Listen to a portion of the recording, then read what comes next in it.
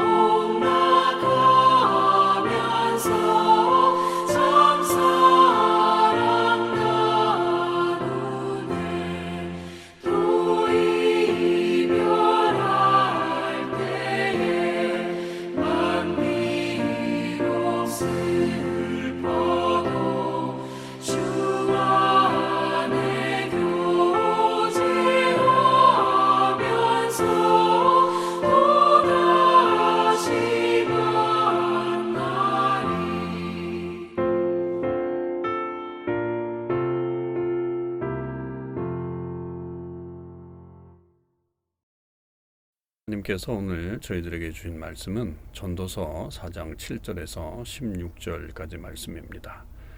전도서 4장 7절에서 16절 말씀을 읽겠습니다. 또다시 해 아래서 헛된 것을 보았도다. 어떤 사람은 아들도 없고 형제도 없이 홀로 있으나 그의 모든 수고에는 끝이 없도다.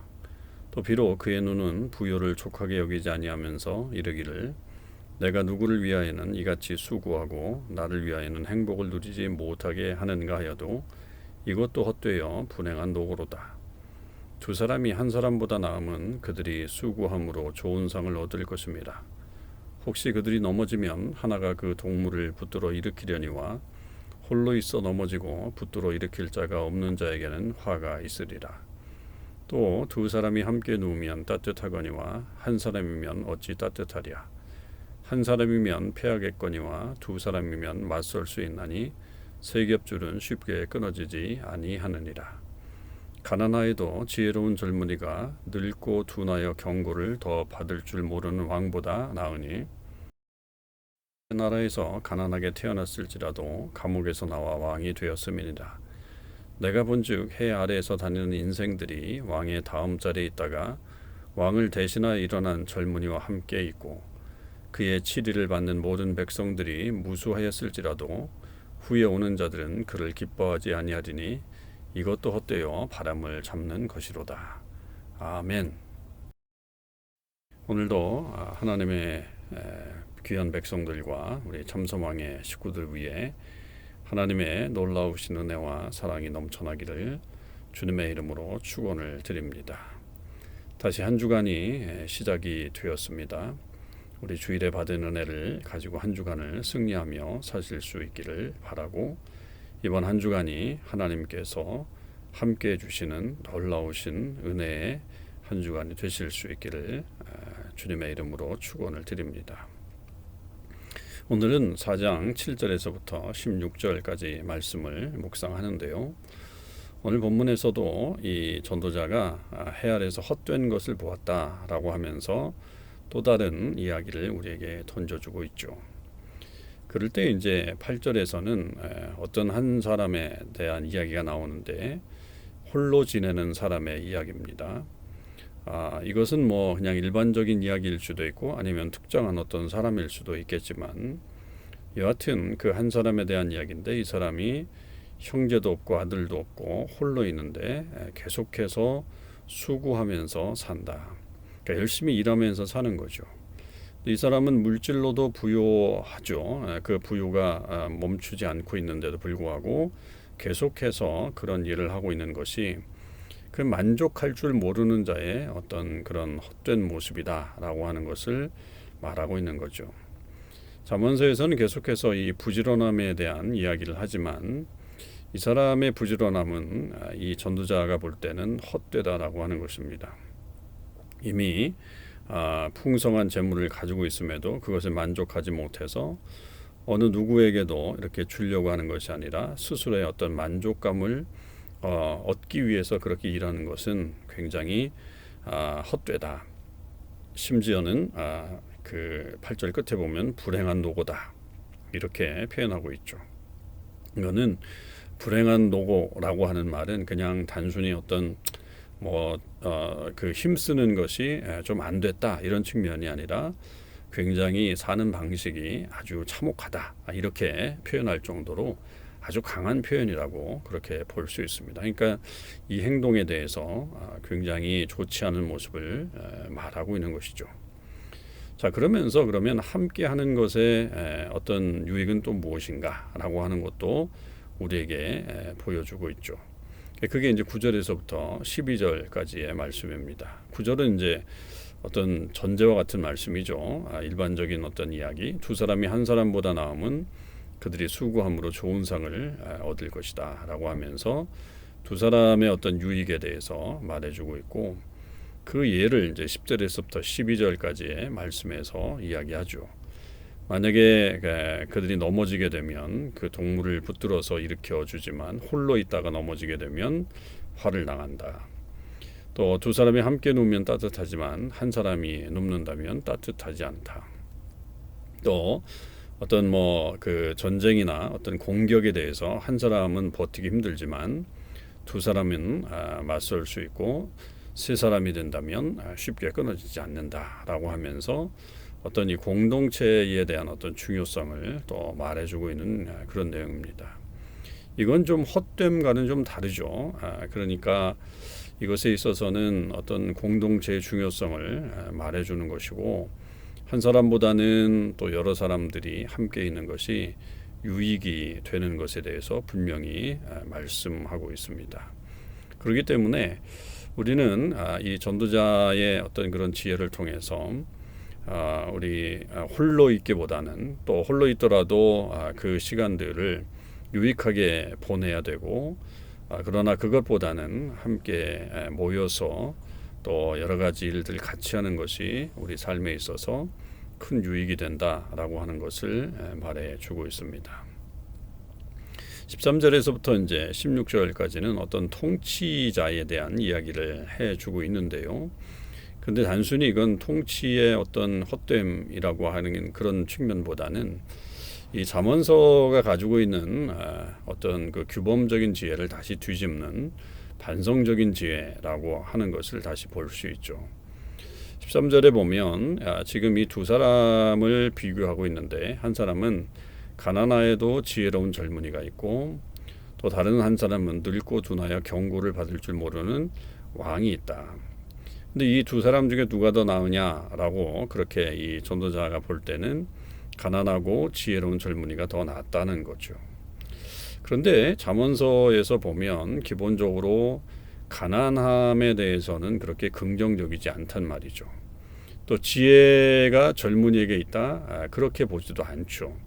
왜냐하면 젊은이가 지혜가 없기 때문에 부모가 그 젊은이를 가르쳐야 된다. 지혜자가 지혜가 없는 사람을 가르쳐야 한다라고 하는 것으로 말하고 있기 때문입니다. 그 반면에 늙었다라고 하는 이 표현은 잠언서에서는 굉장히 지혜를 가지고 있다라고 그렇게 표현을 하고 있는 것이고 또 왕이다라고 하는 것은 최고의 어떤 권력자의 그런 모습을 가지고 있는 거죠. 그런데 그 왕이라고 할지라도 경고를 더 받을 줄 모른다라고 한다면 가난하여도 지혜로운 젊은이보다 못하다라고 하는 것을 말하므로 이런 어떤 규범적인 지혜를 넘어서게 되죠. 심지어는 그 사람이 가난하게 태어났고 감옥에서 나와서 왕이 되었다라고 하는 것까지도 말한다고 한다면 이 사람의 어떤 비참함은 그리고 어떤 그 연약함은 굉장히 예상하지 못할 정도로 큰 그런 상황이다라고 하는 것입니다. 그러나 그런 상황이 된다고 할지라도 이 사람의 지혜로움은 오히려 왕보다 낫다라고 하는 것을 말하고 있습니다. 그리고 이제 15절, 16절의 말씀은 이 통치에 대한 이야기를 계속해 나가고 있는데 그 인생들이 왕의 다음 자리에 있다가 왕을 대신하여 일어난 젊은이와 함께 있다. 그러니까 통치자가 바뀔 때에 그 사람들이 다 물갈이가 되는 것이 아니라 그 사람들이 그 다음 왕에 또한 이렇게 연결되어서 혹은 또 함께 그 일들을 도모하는 자리에 올라가게 될 수도 있다라고 하는 것에 대해서 말하고요. 그리고 이제 앞에 통치자가 많은 백성을 다스렸다고 할지라도 오는 자들은 그를 기뻐하지 아니하리니 이것도 헛되어 바람을 잡는 것이다. 그러니까 그렇게 된다고 할지라도 그 다음에 왕은 그것에 대해서 결국 좋아하지 않는다. 또 어떤 사람들은 그가 갔을 때 그 앞에 통치자가 사라지게 됐을 때 그것에 대해서 많이 쫓아다녔지만 그것도 역시 그 다음에는 아무런 어떤 유익을 주지 못하기 때문에 그것을 따르지 않는다. 이런 것들을 바라보면 결국 다 헛된 것이다 라고 하는 것을 말하고 있습니다. 자, 오늘 말씀 속에서도 인생에서 일어나고 있는 어떤 일들을 말하므로 특별히 우리가 생각할 때에 약간은 좀 뭐라고 그럴까요? 비이성적? 그건 좀 심하지만 하여튼 인과응보적인 어떤 역사들이 일어나지 않는 것에 대해서 뭔가 다른 시각으로 세상을 보고 있는 이 전도자의 모습을 볼 수 있죠. 그런 것들이 결국은 헛된 삶의 그런 모습들이다. 그런 것을 위해서 우리가 더 뭐 이렇게 관심을 두거나 아니면 그것에 우리의 삶을 몰두하고 살아서는 안 된다라고 하는 것에 대해서 전도자가 우리에게 말해주고 있는 내용입니다. 그렇다면 우리는 과연 또 어떻게 살아야 할 것인가? 분명히 어떤 우리의 삶을 남들에게 유익을 주는 삶이 분명히 필요하고요. 또 이 헛된 어떤 세상의 그런 것 가치들에 대해서 우리가 너무 관심을 갖고 거기에 매진하면서 살 필요는 없다라고 하는 것도 이 말씀을 통해서 우리가 배울 수 있는 그런 말씀들이라고 여겨집니다. 우리가 살면서 정말 우리는 꼭 필요한 일들을 하고 있는지 한번 돌아볼 필요가 있겠습니다. 그리고 내가 하는 모든 일들이 정말 의미 있는 일들이 될 것인지 아니면 무의미하게 그냥 지나가는 일이 될 것인지 늘 고민하면서 살아가는 하나님 백성들이 되시길 바라고 오늘 하루의 삶 속에서 정말 우리는 진정한 삶의 의미를 찾으면서 나아가는 그런 시간들 또 그런 하루가 되시기를 주님의 이름으로 간절히 축원을 드립니다. 기도하시겠습니다.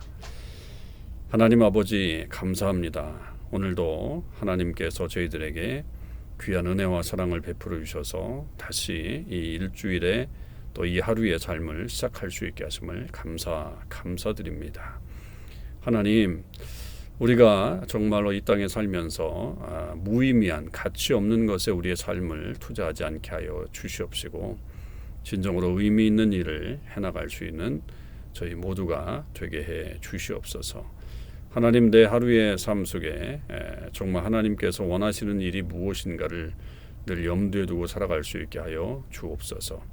그리고 무엇보다도 함께 할 수 있는 사람들을 귀히 여길 수 있게 도와주시고 그 사람들이 주는 유익을 늘 생각하면서 나도 함께하는 그런 사람이 되게 하여 주시고 또 함께할 때 누리는 유익을 충분히 누리며 살아가는 주의 백성들 다 되게 해 주시옵소서.